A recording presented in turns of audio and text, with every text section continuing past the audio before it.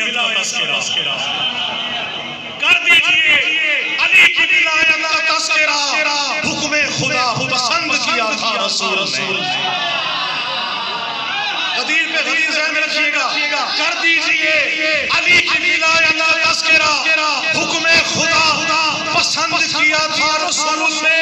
और जिसने भी की थी मौला अली की मुखालिफत उसकी जुबान को बंद किया था रसूल। सलामत रहे, जिए जिसने की थी मौला अली की मुखालिफत उसकी जुबान को बंद किया था रसूल ने।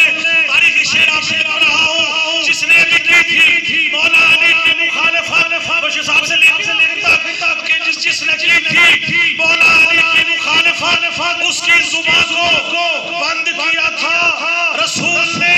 और कब का किया नबी ने अली का हाथ दस्ते खुदा बुलंद किया था रसूल ने।